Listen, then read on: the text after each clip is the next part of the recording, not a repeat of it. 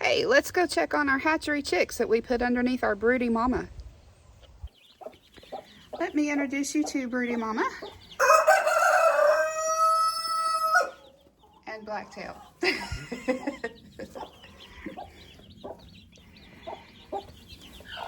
She is our best mama.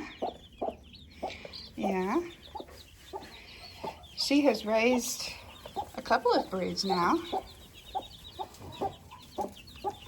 These are not her babies, but don't tell her that. She's a great mama. She's a great mama. Yeah, you're a great mama. We successfully swapped eggs for chicks. These are chicks from McMurray Hatchery.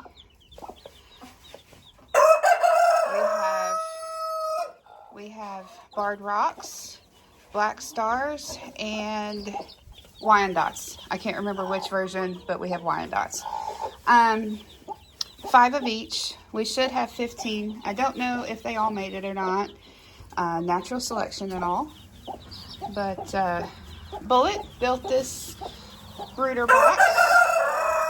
The top here flips back. It's a pretty neat contraption. Me and my short arms will try to show you. It's pretty neat. It just flips open and closed. Nice little brooder.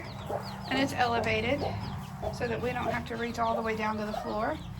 But the chickens, our current flock, can still see the babies. The babies can see current flock. So, yeah. Looks like everybody's doing pretty well. Let's see if I can get this open with one hand. I'm not going to mess with you. I'm not going to mess with you. Looks like everybody's doing pretty good. Yeah. All the little chirps. All the little chirps.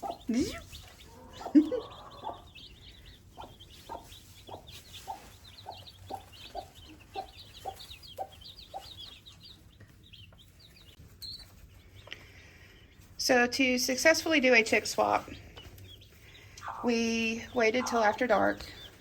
We kind of did it a little too early, but the chicks had been in their shipping box for way too long. They were getting cold.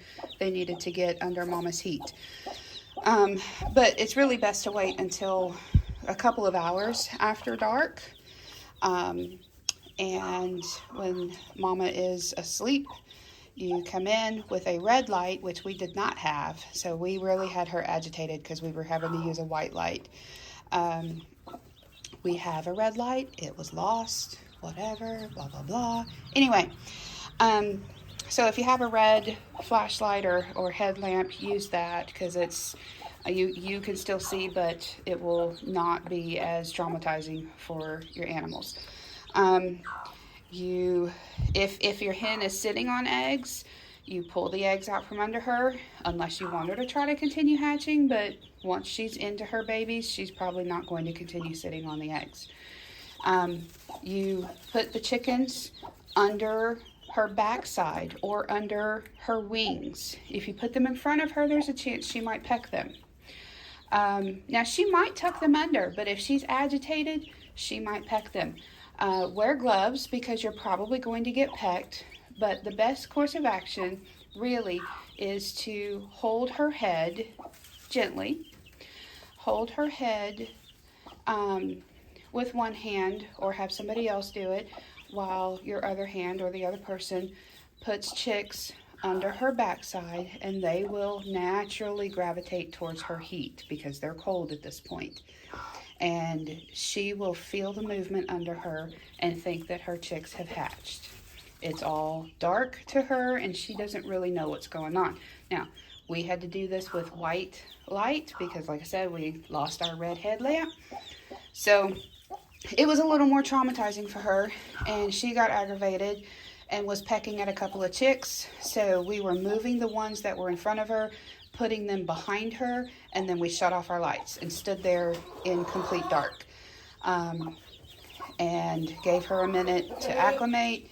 And then we would turn on the light, make sure that all the chicks were under her and not out sitting in the cold. And then we left and just left her for the night and hoped for the best. And that's kind of what you have to do. You have to just hope for the best and hope that, you know, she will have accepted them as hers by morning. And most of the time, this is what you get.